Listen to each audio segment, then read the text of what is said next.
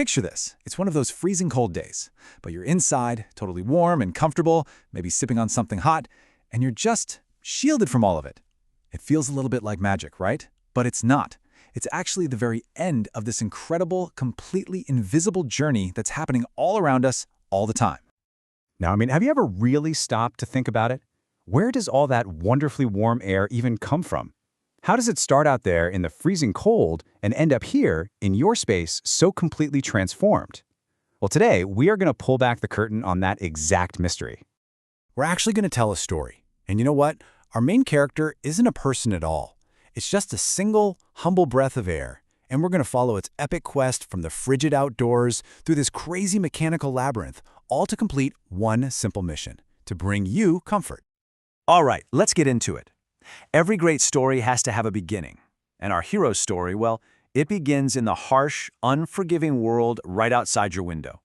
So our hero starts its life in a world that is just 20 degrees Fahrenheit. It's fresh, sure, but it is cold. Way too cold for comfort. It's just kind of drifting around out there, waiting for its purpose, waiting for its call to adventure. And then it happens.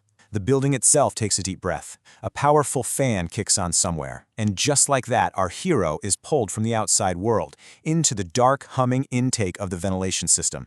The mission has officially begun. But before our hero can face, the heart of the system, it has to pass its first big test. And it's here, in this place of quiet wisdom, that it's going to go through a pretty remarkable transformation. Its very first encounter is with this amazing device. It's called an energy recovery ventilator, or an ERV for short. And what's so cool about this diagram is you can see two separate paths. Our hero is on one path, and on the other is its counterpart, the warm, stale air that's actually leaving the building, finishing up its own journey. Now, they never actually touch or mix. Think of them like two ships passing in the night. Separated by this special membrane, they do this kind of elegant dance.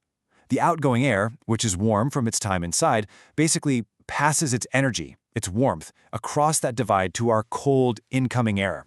It's like a gift. And boom, just like that, the effect is immediate. It's incredible. Our hero's temperature just skyrockets from a biting 20 degrees all the way up to 45 degrees Fahrenheit. It has more than doubled its warmth in a single moment. And this is the truly brilliant part. This huge jump in temperature, it happened just by recycling heat that was already there. The building's main heater hasn't used a single speck of new energy yet. This is just pure, elegant efficiency in action. So, here's the key takeaway. This ERV isn't just a simple heater. It's a heat exchanger. It doesn't just transfer the warmth you can feel, that's sensible heat. It also transfers moisture, which is latent heat, and that makes the air inside feel so much more comfortable and a whole lot less dry. Okay, so our hero is now pre-warmed and ready. It's past the first trial, but now it has to journey to the core of the machine, to the roaring heart of the whole system, to be fully forged into the hero it was always meant to be. So inside the building's main rooftop unit, or RTU, the final transformation takes place. A gas burner roars to life, heating up this series of metal tubes and fins, that's the heat exchanger, until they're just glowing with power. Our hero then rushes over this intensely hot surface, soaking up all of that raw energy. And when it comes out on the other side, it's not just a simple breath of air anymore. No way. It is now this powerful, comforting force. It is officially supply air, warm and totally ready to complete its mission. But, being transformed isn't the end of the story. The final, and maybe the toughest challenge, is still ahead. Our hero now has to find its way to the people who need it. It gets pushed into this massive, dark labyrinth of metal tunnels that are hidden inside the walls and ceilings of the building. And this maze of ductwork is just full of twists and turns and splits, and believe me, it fights back every single step of the way. There are really two great forces at play in here. On one side, you have static pressure. That's the friction, the resistance of the maze itself, and it's pushing back on our hero. But on the other side, you've got dynamic pressure. That's the hero's own forward momentum, the energy given to it by the fan. It's this constant battle between moving forward and being held back. That maze is long, and the resistance is strong. To win this battle, our hero is going to need a really powerful and really smart ally. And that ally is the fan, but it's guided by the wisdom of engineers. They use this, It's like a treasure map for finding the perfect fan speed. The curved line you see? That represents all the possible power levels of the fan. And the other line represents how difficult or how resistant our specific maze of ductwork is. And this just shows the solution so perfectly. The treasure, the X, right on the map is where those two lines cross. That's called the working point.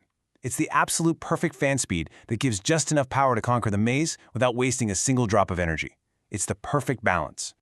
So with that perfect amount of force, our hero surges through the final stretch of the maze.